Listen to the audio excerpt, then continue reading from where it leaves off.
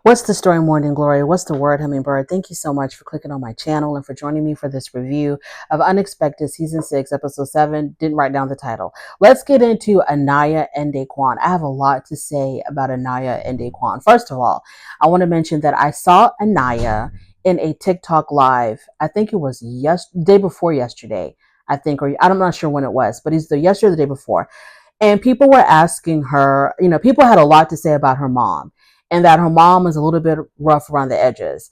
And Annaya defended her mom through and through. She wasn't going to let nobody say anything negative about her mom. She defended her mom. She justified all of her mom's actions. She stood by her mom through and through, which is expected. That's her mom. Understandable. But I have a lot to say about Annaya's mom. And I'm just going to have to this is just my opinion. I don't know these people from a hole in the wall. It is just my opinion, but we'll get into that later. The questions about DeQuan, they asked her, well, first of all, her and DeQuan are no longer together. And they asked her if DeQuan is still in his son's life. And she said she didn't know. So then, a couple of minutes go by and then a question came up. What do you mean you don't know if he's in your son's life? Do you no longer have your son? How would you not know? If you're with your son, how would you not know if the father's in his life or not? And Annaya said that, well, when DeQuan's mother wants her son, the grandmother will come pick up the baby, take her back to her house. And Annaya said, I don't know what goes on at her house. I don't know if DeQuan is there to spend time with his child or not. I have no idea. I don't ask questions. And me and DeQuan, we don't talk at all. We have nothing to do with each other. Then someone had said that they heard that DeQuan was having another baby with another girl. She was like, I don't know nothing about that. I don't ask him questions. I don't know what's going on with him. So she acts like there is absolutely no communication between her and DeQuan. Then somebody asked her if DeQuan was paying child support. And she said no. I think they're 19 right now, 19 or 20. I think 19. She talked about them just graduating. I think is she a year older than him? Anyway, she talks about them just graduating from high school. They're 19 years old. They're just getting their lives started. So she didn't think it was fair or right to be the bitter baby mama and put him on child support. Y'all, I have a lot to say about that because this is how I see it. If you're grown enough and if you are adult enough to make a baby, you are grown enough and adult enough to take care of that child financially. So for her to be like, I don't want to do this to him and I'm just waiting for him to get himself together. I'm waiting for him to get his life together, get all his ducks in a row. But the thing is, Annaya, you and your mom didn't have that grace period. Okay. You didn't have that grace period to get all your ducks in a row and get yourself together before the baby came. Or you didn't have that grace period. You had to start playing mom and being mom as soon as you found out that you were pregnant. Then when the child came, you and your mom had to get it together and make sure that this child was going to be financially taken care of. Why does he get a grace period? I don't understand that at all. If you're grown enough to make a baby, you're grown enough and man enough to take care of that child financially.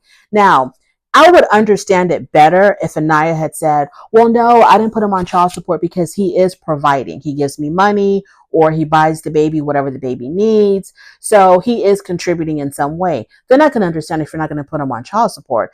But she said that she has nothing to do with him and that she gets nothing from him. From what I understood, I could be wrong. From what I understood, she said that she gets nothing from him. But she still doesn't want to be the bitter baby mama. Honey, you're not bitter because you want to put him, if you need to put him on child support. That is not you being bitter. That is you looking out for your child. And people in the comments were saying, well, even if you, because she says, I don't need the money. I don't need his money. My son is well taken care of. So somebody in the comments said, well, why don't you just put the money in a savings account for your son? Put him on child support and the money that he pays, if you really don't need it, put it away for your son. And she didn't like that idea because she doesn't want to put him on child support. You're not the bitter baby mama if you need to put him on child support because he's not stepping up to the plate. You are the superstar mama for doing that. Okay. You're the superstar mama for doing that because you're making sure that your son is taken care of by both parents. And I believe that a child deserves to be supported by both parents. It's not fair for one side of the family to do everything and the other side to do absolutely nothing or to do whatever they can when they feel like it because the baby needs to eat 24/7. You can't decide to feed your baby whenever you feel like it or whenever you got it this week or whenever you got it this month. Then you're going to do a little something, something. No, your baby needs to eat, needs to be clothed, taken care of 24/7. So I just didn't think it was, So after watching this episode of Unexpected and seeing how Anaya's mom was, not just this episode, but previous ones as well, I'm beginning to think that I think Anaya's mom had something to do or contributed to pushing DeQuan away. So let's just get into it. So it's 20 hours into labor and she's finally able to start pushing, right? So after 20 hours of laboring, now the baby's about to come. So she starts pushing. Now, Ashley's mom, so the thing is, so Ashley's mom wanted to be there at the birth. Okay, let's even back it up a little bit more. First of all, last week's episode, when Anaya was at home and began to feel pains or she wasn't feeling comfortable or she felt like something was wrong, she wasn't feeling good, her mom didn't even want to take her to the hospital. Okay, her mom completely, once again, downplayed, minimized Anaya's pains, telling her, shake it off, girl, ain't nothing wrong with you, blah, blah, blah. I guess the mom was waiting for the head to actually come out before she felt the need to take the child to the hospital. So the mom didn't want to take her to the hospital, told her it's no big deal. So Anaya calls her, I think she called her aunt. She called somebody. She called her aunt or her cousin on the phone because her mom was not listening to her, paying any attention to her. So she calls her cousin or her aunt on the phone, and they're like, you might need to go to the hospital if you're feeling like this. So DeQuan is the one that takes her to the hospital, okay? So he takes her to the hospital. They get there. They find out that she has COVID. So because she has COVID, they tell her that when it comes to the birth, only one person can be in the birthing room with you. Okay, fine. So at that point, Anaya had already wanted DeQuan to be the one to be there when the baby was going to be born because she came down with COVID, right? Okay. So they tell her, I don't know if they had induced her labor, or the baby just came naturally. I don't know. But some point, they told her, you're having this baby. Okay, you're going to be having this baby. I don't know if it had something to do with her blood pressure or what was going on, but whatever the reason was, she was going to have that baby that day or that night. So she calls her mom, tells her mom that she's going to be having the baby. So now her mom is like, okay, well, I need to hurry up and get there. But then her mom ended up going out to eat or something. Didn't she? I think her mom ended up going out to eat or something. So then I don't know how many hours later, she calls her mom again and she's like, I need you here. The baby's coming or whatever. So her mom gets there. When her mom gets there, she tells them that, like, I need to be the one in the room with her, not DeQuan. Understandable. Okay. Understandable. I totally understand why the mom felt like she was the one that needed to be there for Anaya because she's the mother, she's the adult. So if decisions need to be made in case something goes wrong and they need to, perform some type of a procedure to save her life or to save the baby's life or whatever, yes, her mom needs to be there to make those quick decisions. Obviously. The only thing is, I also understand where DeQuan was coming from, feeling like this is my child and I want to be there to witness the birth of my child. But the mom had a good point that if something should go awry, I need to be the one to make those decisions for Anaya because Anaya is my child. Okay, understandable, got it. So while she was giving birth or whatever, Ashley, Anaya's mom, made sure that the cameras were running on the phone so that DeQuan could at least witness from the phone his child being born. So that was good for her to do that. I appreciated Ashley doing that for DeQuan. Okay, so on the way, so he gets the Uber or whatever, and he's on his way to the hospital, and he's able to witness his son being born. When it came time to cut the cord, the mom was the one that cut the cord. Now, I don't know. They probably could not have switched them out, where the mom left and DeQuan came in to cut the cord. I don't even know if he made it on time to do that. I don't think he did. So it doesn't even matter because I don't think he was there when it came time to cut the cord. I don't remember. But if he was there, I'm just wondering if they could have switched them out to give him the opportunity to cut the cord. But the mom ended up doing that. And the mom said that when she had Anaya, her mom cut the cord. So this cycle, this repetitiveness of the fathers not being present, it's sad. So he made it to the hospital. He got to hold the baby, which was really nice. And I think the baby took her last name, right? So DeQuan, he felt a little bitter about missing out on the birth of his son and cutting the umbilical cord. All of that to me is understandable. He had the right to be upset, but then again, I also understand why the mom had to be in the room with Annaya. Now, all of these little things can add up to make DeQuan feel somewhat alienated from his son or estranged from his son because Annaya and her mom are making all the decisions, taking away, any decision making power from DeQuan. They're deciding everything, even down to the baby's last name. And I can understand if DeQuan is not involved with his sons. I don't know if he is or if he isn't, because Anaya don't know.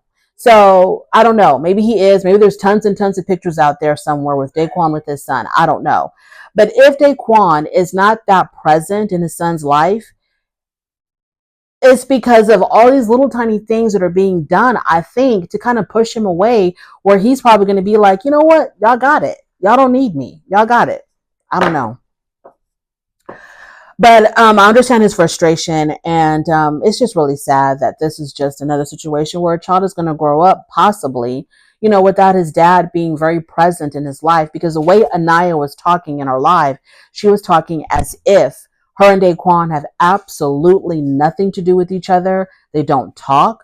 And I wonder how much of that has a lot to do, or a little bit to do, with her mom. Because her mom is a very dominant force in that household. Okay, we cannot deny that. Her mom is a very dominant force, and Anaya does not go up against her mom for nothing, which is understandable. She's the child. That's her mom. Her mom is taking care of her. Her mom is taking care of her child. So I understand this thing about, letting your mom kind of take control and take over because she's keeping all of y'all alive.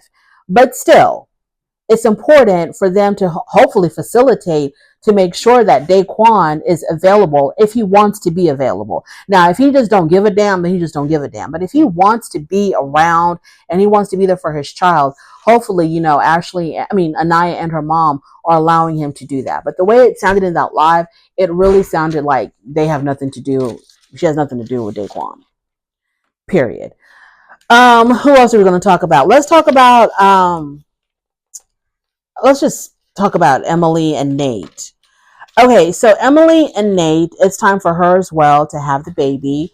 Emily wants a natural birth, no epidural, no C-section. She wants to be able to feel every single thing there is about giving birth to a child naturally. But honey, once those contractions started hitting, she wanted the epidural.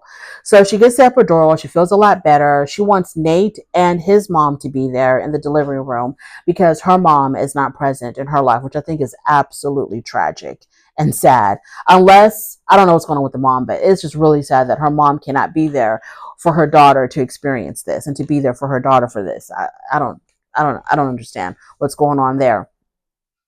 Her dad luckily was able to make it, but her dad was like, yes, I'm here, but I think the best place for me to be is out of the way. Yes, I agree, Dad. So after she starts pushing for a while, her labor was not progressing at all. Now keep in mind, Emily wanted to have a natural birth. So because her labor wasn't progressing, the doctors were telling her that they're going to have to consider a C-section, which is absolutely not what she wanted. So she gets really scared about that. And she even says, I want my daddy with me to help her get through this moment. And yeah, it's okay. It doesn't matter how your baby is born, as long as your baby is born in a safe way and is born healthy. So you got to do what you got to do sometimes. Moving on to Lily and Lauren. So Lily's out there dress shopping for her wedding. Now the budget for Lily and Lawrence's wedding is $20,000. I was like, excuse me? Their budget is $20,000. So I mean, I don't even know what to say. I don't even know what to say. So it's a $20,000 budget. Lily's mom is absolutely. I've noticed that as Lily has gotten older, she's like morphing into her mother, like as far as like the way she looks and the way she acts and talks. But anyway, her mom is not in support of this wedding at all. She doesn't want her daughter to get married. She thinks that her daughter is too young, and also the mom just doesn't really have a healthy, um, a healthy idea or relationship with marriage at all, because her marriage to Lily's dad was a fail. Now, let's talk about Lily. I think I talked about this before. Lily's mom is still married to Lily's dad, but she's been with her current relationship for many, many, many years. And this man has helped raise Lily. So I'm like, so she says that she cannot get a divorce because divorces are very expensive. Divorces can be very expensive, especially if you have a lot of property, a lot of assets. But if you would have try to work on your divorce, look, y'all, I don't know. I don't think that Lily's parents have that much money and are dealing with that much wealth that they need expensive lawyers to divide out all of these assets amongst them. I don't think so. I think that Lily's mom is still staying married to her father, to Lily's father, because she's got this fear or this really negative connotation of marriage. So this is an excuse for her not to marry her current partner. I'm thinking it's just out of fear. I just don't understand why you haven't. You can do a divorce pro se. You can do it completely on your own. You can download your own documents, fill it out to your own terms, and if both of you agree, you submit it to the court for the judge to review and sign, and boom, you're divorced. People do it all the time. Poor people get divorced. So I'm not understanding why Lily's mom is like so adamant about not divorcing Lily's dad. I don't get it at all. And I'm surprised that her current boyfriend, is his name Frank?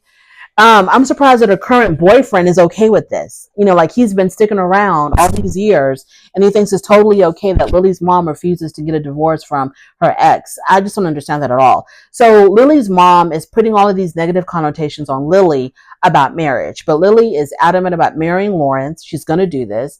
They've got $20,000 to burn on this marriage. They don't seem like the type of people who would have $20,000 saved up to spend on a wedding. They just don't seem like that type. I'm sorry, they don't. He's the only one working. He seems to have like a regular 9 to 5, maybe even a blue collar type job. I'm pretty sure Lawrence puts in a lot of overtime, but they also have 2 small children that they have to raise. So I don't know how they were able to get around to putting away $20,000 to spend on a wedding. Okay, I could understand if you're able to put $20,000 away to put down a down payment on a new home or to start a college fund for your children. But for a wedding, a one-day event, they just don't seem like the type, but here we are. So she's out dress shopping and she wanted to have her mom there, obviously, and Lawrence's mom is there, her sister's there, and a couple of other people, I think. I don't know. And she says that she wanted other people there at her dress shopping or her whatever, her dress thing, because she wanted them to balance out her mom's negativity. She says her mom is going to be so negative about this wedding that she needed people there who were in support of her getting married to Lawrence to balance out her mom's sourness towards this whole entire situation. So Lily, her taste in gowns was interesting to me. Okay. I guess she has an old soul because her fashion sense is a bit old fashioned to me. So her first one looked really too old for her, too matronly for her. I didn't get it at all. It looked too old for her mother. So the first one was a no. Then her second dress that she tried on, it was sleeveless and it was cute. Okay, I see where she was going with that. And then she wanted to add the sleeves. And so when she added the sleeves, to me, it took away all of the pizzazz of the dress. But then again, I think it's a winter wedding. I think they're getting married like in the beginning of the new year, because we just had Christmas with them, right? Because we saw the kids opening up the Christmas presents, and she said they're going to be getting married in 3 months. So if that was in December, they must be getting married around March or so. So maybe it's, and I know they live in upstate New York, I think. So I can understand, okay, the weather's going to be a bit cool. She doesn't want to have a sleeveless dress. She wants to have a dress with sleeves. But y'all, her obsession with lace and long sleeves, it just, I didn't understand. I didn't get it. Not at all. She's got a nice shape. She's young. I don't know why she would want to get anything a little bit more modern. But I don't know anything about fashion, so maybe that's what constitutes as modern nowadays. I don't know. But her budget for the dress was $1,500.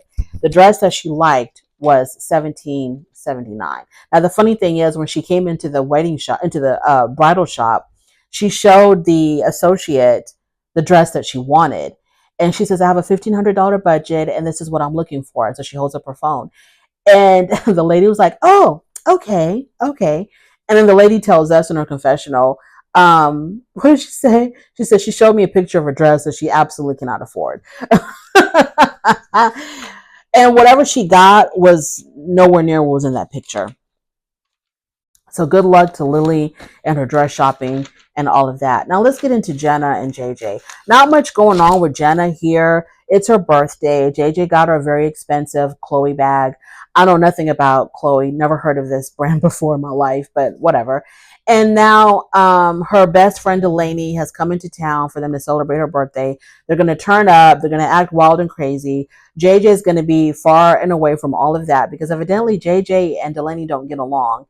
And not sure why, but we'll find out in the next episode why they don't get along.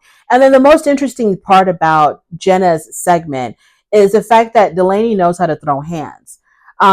They said that Delaney went viral because she was in a video where she was beating the hell out of somebody in a porta potty. And yeah, you don't want to mess with Delaney. Delaney was throwing hands and pulling hair. She was dragging this poor girl by her hair out of this porta potty. Like, I don't know what the hell it was. It was like an all-out brawl. And Delaney was in the midst of all of this, just going crazy, going ham, and just knocking people out. It was absolutely interesting. So yeah, you don't want to cross Delaney. So not much going on with Jenna other than that. Her celebrating her 20th with Delaney. Whoop-de-doo. Thank you so much for joining me. I really do appreciate it. On your way out, please don't forget to rate the video if you like this content, subscribe to my channel, and I'll definitely talk to you later. Bye.